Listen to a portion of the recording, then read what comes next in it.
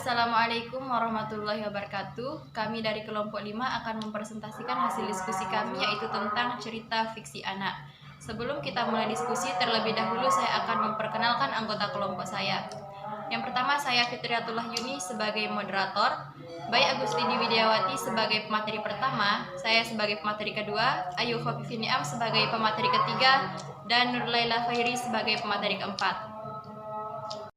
Baik, di sini saya sebagai pemateri pertama akan menyampaikan materi mengenai hakikat cerita fiksi anak. Hakikat cerita fiksi anak menurut Sasbi, pada hakikatnya, sastra adalah citra kehidupan, gambaran kehidupan orang atau image of life. Cerita fiksi anak merupakan cerita yang berdasarkan imajinatif dan memberikan keunikan tersendiri, karena dalam cerita tersebut terdapat unsur-unsur yang membedakannya dengan yang lain. Unsur-unsur cerita fiksi anak. Yang pertama tokoh, kedua alur cerita, tiga latar, tema, moral, sudut pandang, stil dan nada, dan lain-lain.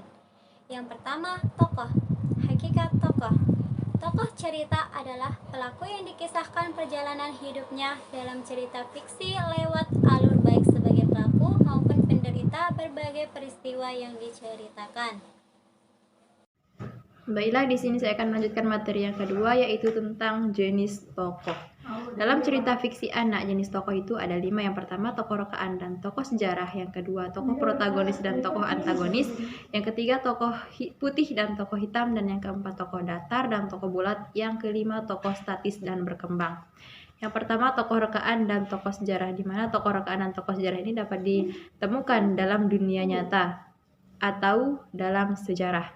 Yang kedua, tokoh protagonis dan antagonis. Tokoh protagonis dan antagonis ini, tokoh protagonis merupakan tokoh yang baik, sedangkan tokoh antagonis merupakan lawan dari tokoh protagonis. Yang ketiga, tokoh putih dan tokoh hitam, di mana tokoh putih dan tokoh hitam ini dihadirkan memiliki karakter yang jelas terpilih. Tokoh putih ini merupakan tokoh yang baik, sedangkan tokoh hitam merupakan tokoh yang jahat. Tokoh selanjutnya, tokoh datar dan tokoh bulat. Tokoh datar ini tokoh yang memiliki sifat dari awal cerita hingga akhir cerita memiliki satu sifat, sedangkan tokoh bulat dari awal cerita hingga akhir cerita memiliki sifat-sifat yang berbeda. Selanjutnya, tokoh statis dan berkembang. Tokoh statis berarti tokoh yang memiliki karakter yang konstan, sedangkan tokoh berkembang adalah tokoh yang memiliki perubahan dan perkembangan karakter sejalan dengan alur cerita.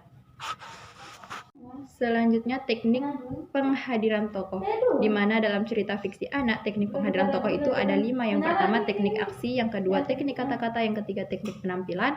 Yang keempat, teknik komentar orang lain. Dan yang kelima, teknik komentar pengarang.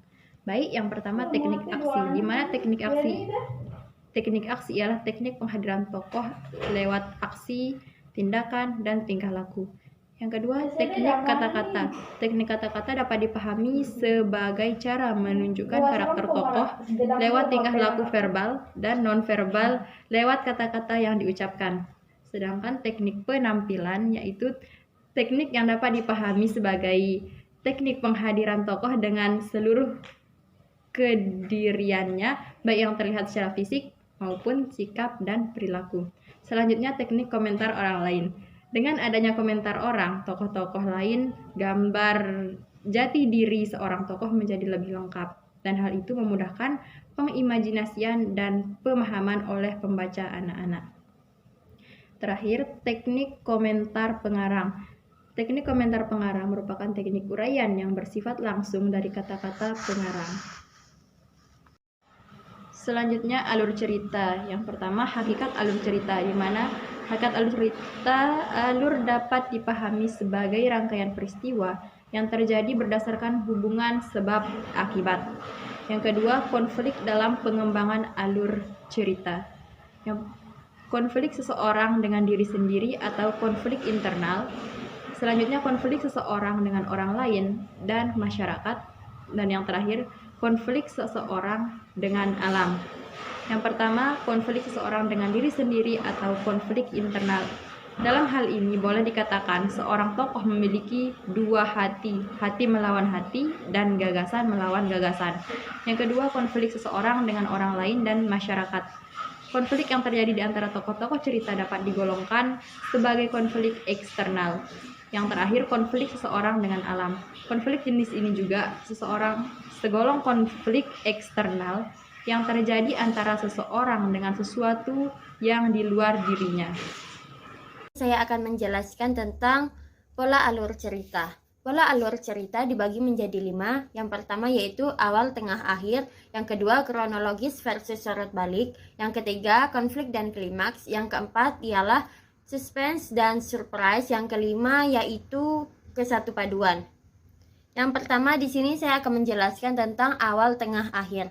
Maksud dari awal, tengah, akhir di sini yaitu pada tahap awal cerita biasanya berisi tentang pengenalan tokoh, latar, dan awal munculnya sebuah konflik. Kemudian pada bagian tengah cerita berisi tentang bagaimana sebuah konflik sudah berkembang dan alur cerita juga sudah mulai berjalan.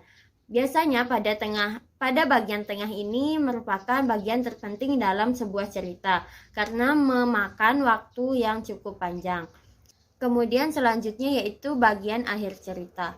Bagian akhir cerita di sini dimaksudkan sebagai bagian akhir alur sebuah cerita yang biasanya atau umumnya berisi tentang penyelesaian cerita.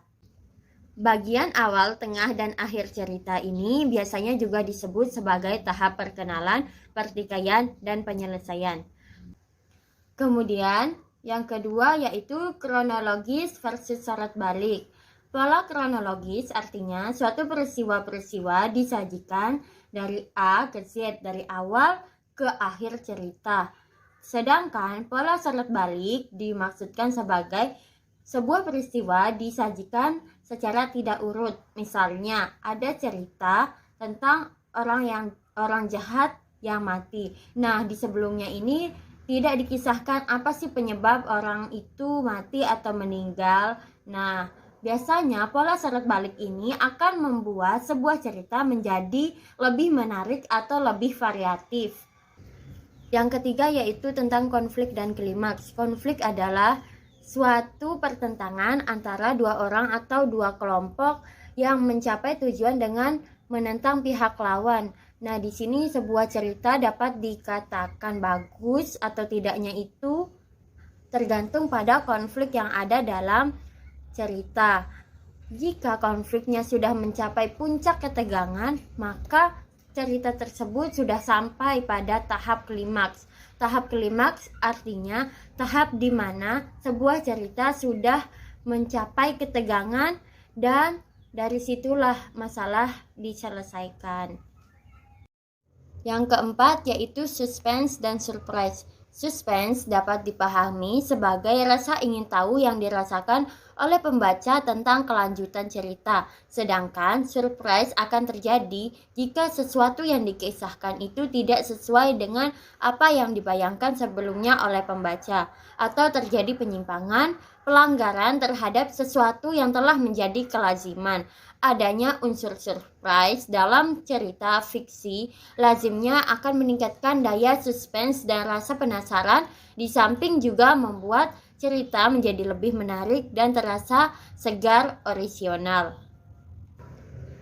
Selanjutnya yaitu tentang kesatu paduan. Kesatu paduan itu artinya peristiwa-peristiwa dan konflik yang dihadirkan itu memiliki keterkaitan antara satu dengan yang lain. Jadi peristiwa yang diceritakan di dalam sebuah cerita akan memiliki suatu ciri keterpaduan. Nah, bentuk-bentuk keterpaduannya itu dapat dilihat dari sebab akibat, kelogisan, dan konflik yang ada di dalam sebuah cerita tersebut. Materi selanjutnya yaitu tentang latar. A. Hakikat latar. Latar atau setting itu dapat dipahami sebagai landas tumpu berlangsungnya berbagai peristiwa-peristiwa atau kisah di dalam sebuah cerita fiksi anak. Contohnya di dalam novel Moko. Nah, di sini diceritakan untuk latar tempatnya berada di sekolah, di warung, atau di pinggir jalan. Nah, sedangkan untuk latar waktunya tidak dijelaskan kapan kejadiannya, hanya menyebutkan tentang siang dan malam saja.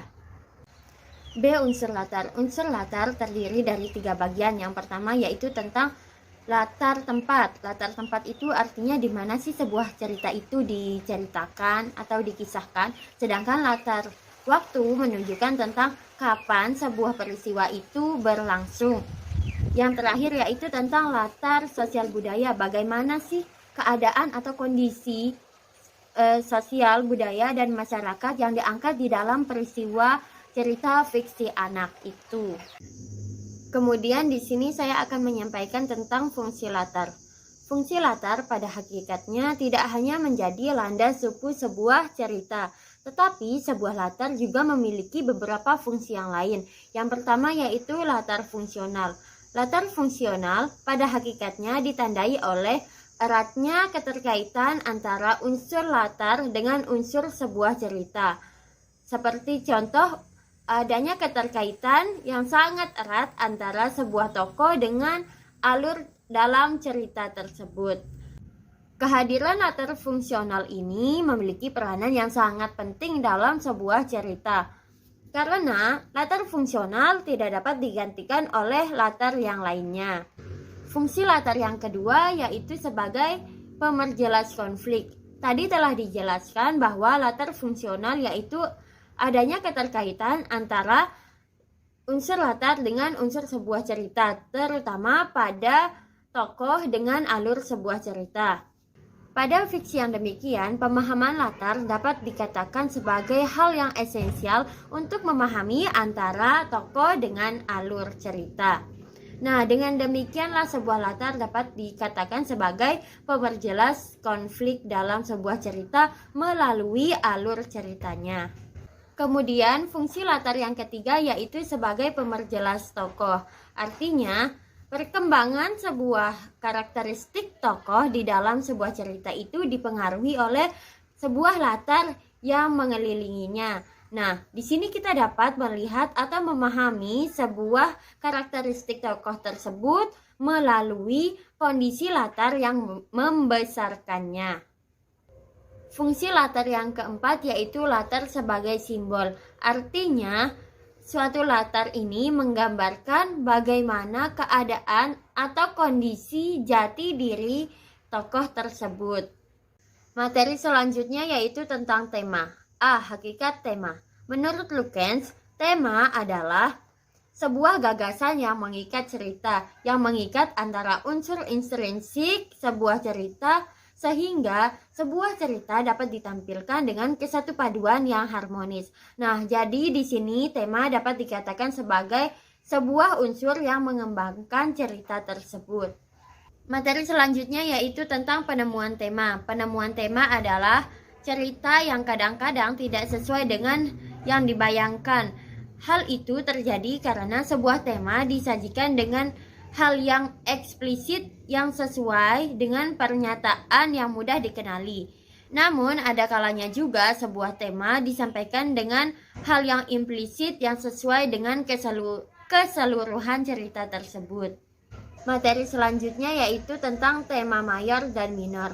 Tema mayor itu adalah tema utama di dalam sebuah cerita, sedangkan tema minor itu adalah sebuah bagian-bagian yang hanya terdapat pada bagian tertentu yang berfungsi sebagai sebuah tambahan di dalam sebuah cerita.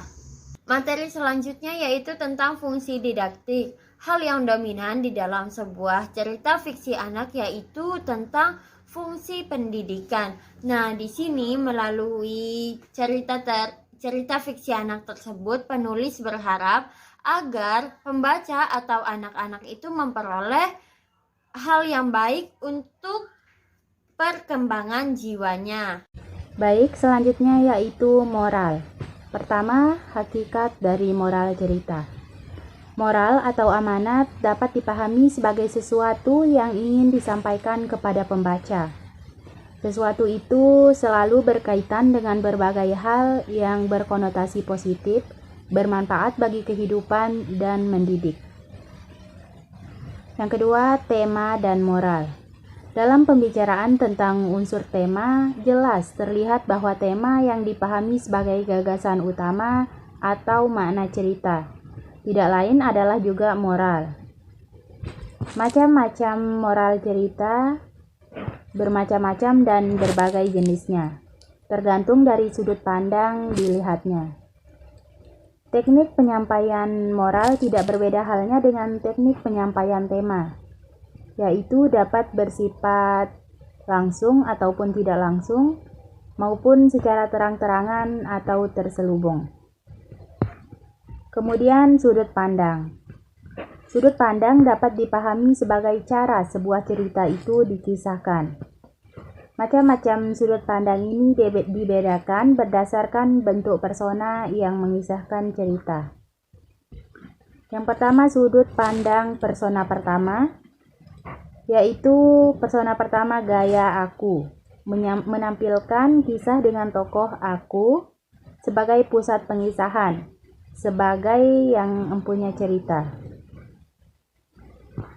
Juga pada sudut pandang orang pertama dan ketiga masih dominan, tetapi dalam penulisan cerita kontemporer, keduanya telah dikreasikan sedemikian rupa sehingga tampil lebih menarik.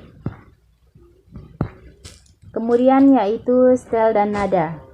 Yang pertama, stel yaitu bahasa yang dipergunakan dalam teks-teks sastra dapat dipandang sebagai representasi sebuah stel, yaitu penulisnya. Stel ditandai oleh ciri-ciri formal kebahasaan yang meliputi aspek bunyi, leksikal, struktur gramatikal, dan penggunaan berbagai sarana retorika. Kemudian nada dapat dipahami sebagai sikap, pendirian, atau perasaan pengarang terhadap masalah yang dikemukakan dan terhadap pembaca. Macam-macam nada ada dua, yaitu nada humor. Di sini nada humor itu dapat dibangun lewat karakter tokoh, alur, dan didukung oleh situasi tertentu. Macam-macam nada ada dua, yaitu nada humor. Di sini nada humor itu dapat dibangun lewat karakter tokoh, alur, dan didukung oleh situasi tertentu.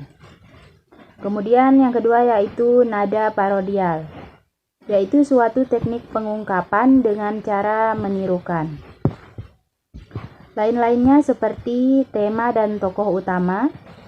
Banyak cerita fiksi anak yang diberi judul dengan tema cerita, makna cerita, tokoh utama, atau gabungan antara tokoh utama dan tema. Selanjutnya yaitu latar.